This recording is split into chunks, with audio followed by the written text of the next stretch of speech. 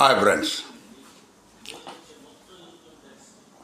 ఈ మన మోడీ గారు 11 సంవత్సరాలు ఆయన పరిపాలనా కాలంలో విదేశీ టూర్లు మనకు అంతకుముందు 55 సంవత్సరాల్లో ఏ ప్రధానమంత్రి కూడా ఈయనతో సరితూగలేడు. విదేశీ టూర్లలో వాళ్ళందరూ కలిసి చేసిన టూర్లన్నీ ఈయన ఒక్కడే చేశాడు ఈ 10 సంవత్సరాల్లో. చాలా హ్యాపీ, సంతోషం. సో ఇక్కడ మెయిన్గా మనకు చెప్పదలుచుకున్నది ఏంటంటే, ఈ పేల్గామ్ ఈ ఘర్షణ వాతావరణము, యుద్ధ వాతావరణం, సింధూర్ ఏమైతే దీని తర్వాత ఈ పాకిస్తాన్కు ఆయనకు మిత్రులు ఎవరనేది మనకు తెలిసిపోయింది.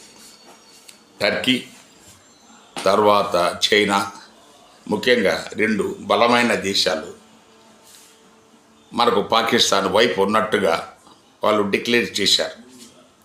సో అమెరికా కూడా పాకిస్తానుకు భారతదేశానికి సమానమైన, ఇద్దరు మాకు సమానమే అని చెప్పేసి, సో మనకు భారతదేశము నా మిత్రుడు, పాకిస్తాన్ నా శత్రువు అని అనలేదు. సో వాళ్ళు కూడా పాకిస్తాన్తో మనకు భారతదేశం మీద ఎంత ప్రేమ ఉందో పాకిస్తాన్ మీద అంత ప్రేమ ఉంది. అందుకే IMF లోన్ ఇప్పించారు, ఏషియా బ్యాంక్ లోన్ అన్ని ఇస్తున్నారు, అది వేరే. సో ఇక్కడ ఈ వీడియోలో మనం చెప్పదలుచుకుందంటే, ఏదైనా ఇలాంటి వాతావరణం జరిగినప్పుడు మనకు ఒక దోస్తు, విదేశీ దోస్తు ఎవరనేది, బలమైన దోస్తు అనేది ఉండేది. పాతకాలంలో పాకిస్తాన్కు అమెరికా ఉంటే రష్యా భారతదేశానికి అని ఉండేది. ఇప్పుడు ఈ మోడీ గారు వచ్చేసిన తర్వాత ఆనవాయితీని పూర్తిగా మనకు తప్పించారు. ఇప్పుడు భారతదేశం ఏకాకి అయింది. భారతదేశానికి దోస్తు ఎవడో తెలియదు.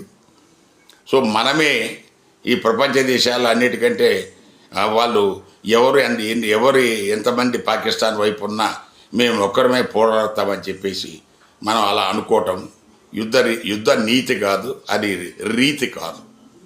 సో ఈ ప్రభుత్వం ఇప్పటికైనా ఈ విదేశాంగ విధానంలో మార్పు తీసుకురావాలనేది ఈ వీడియో ఉద్దేశం. Thank you.